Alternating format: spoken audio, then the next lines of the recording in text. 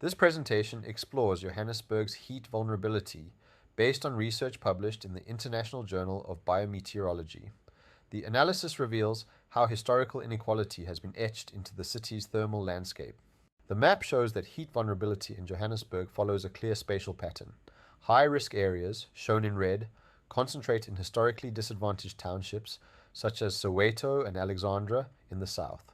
The northern suburbs, shown in blue, demonstrate marked resilience with vulnerability scores below 0.3. Spatial analysis confirms significant clustering of vulnerability. We identified 28 wards forming high vulnerability hotspots with a mean heat vulnerability index of 0.78, and 35 wards forming resilient cool spots with a mean index of 0.23. This demonstrates that risk is systemic, not isolated. As an inland city, Johannesburg is projected to warm faster than global averages. Mean annual temperatures could rise 6 to 7 degrees Celsius by 2100. By 2050, hot nights are projected to quadruple, and the city can expect an additional 3 to 4 weeks of very hot days annually, straining health systems and infrastructure. Today's heat risk is a direct legacy of apartheid-era urban planning. Green suburbs were reserved for white residents, while dense townships for non-white residents were built with minimal green space. This created stark contrasts. Formerly segregated townships can be approximately 6 degrees Celsius hotter than surrounding areas. Informal housing with corrugated iron roofs can be up to 15 degrees hotter inside than modern housing. This legacy translates into quantifiable health risks and deep social inequalities. For every 1 degree increase above the city's heat threshold, all-cause mortality rises by approximately 0.9% and 2.1% for seniors over 65. Food insecurity affects 32.8% of all households, exceeding 70% in high vulnerability hotspots. Healthcare access is critical. 63.5% of households rely on public healthcare, rising to over 90% in the most vulnerable wards. Housing density averages 15.2% citywide, but skyrockets to 84.6% in the densest wards.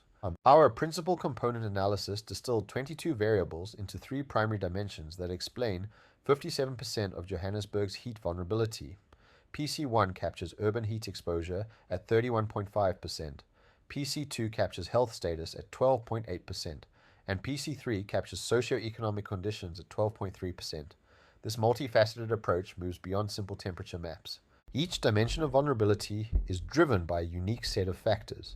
Urban heat exposure is driven by urban thermal field variance, land surface temperature, built-up index and vegetation index.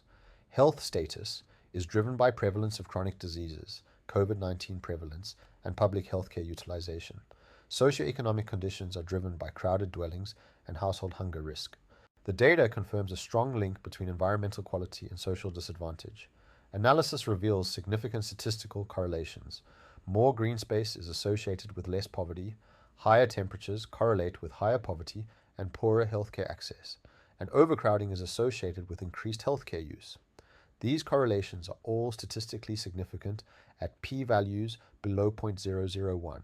Our analysis identifies 5 priority clusters where compound risks are highest. These are Alexandra Township, Tembisa areas, Tembisa/Chepesong, Le Nezr South, and Soweto clusters. The heat vulnerability index and cluster analysis pinpoint these specific geographic areas that require urgent and targeted intervention. Each cluster presents a unique vulnerability fingerprint, demanding tailored adaptation strategies.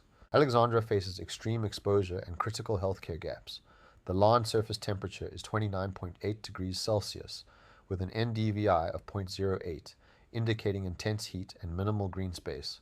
89.2% of residents rely on public health care, with average distances to facilities over 3 kilometers. 70% of households face hunger risk, and 37.5% live in crowded dwellings. Hypertension rates are 1.5 times the city average. Alexandra's vulnerability is driven by the severe combination of extreme environmental heat and profound deficits in healthcare access. Tembisa demonstrates the compounding effect of urban density. Land surface temperature is 28.9 degrees Celsius, with high built-up area index and low vegetation. 78.5% rely on public healthcare facilities. 56.4% of households face hunger risk, and 32.5% live in crowded dwellings. Elevated rates of infectious diseases such as TB and above average COVID-19 rates characterize the health profile. In Tembisa, rapid urbanization and high population density amplify heat risk and strain social services. The remaining hotspots show diverse drivers of vulnerability. In Che Pisong and Chepiso, the key driver is infrastructure deficits. 45.2% of households lack piped water, compounding heat stress by limiting access to hydration and cooling. In Soweto clusters, the key driver is variable healthcare access and chronic disease. Despite varied land surface temperatures, vulnerability is driven by high chronic disease burden and inconsistent access to healthcare. In Le Nay ZR South, the key driver is socioeconomic barriers. Lower temperatures of 27.8 degrees are offset by household hunger risk at 62.3% and crowded dwellings at 26.6%, demonstrating that social factors can be the primary drivers of risk. Building a heat-resilient Johannesburg requires integrated place-based strategies. First, prioritize integrated interventions. Simple environmental fixes, such as tree planting, are insufficient. Parallel infrastructure projects must improve access to public health care in identified hotspots such as Alexandra and Tembisa.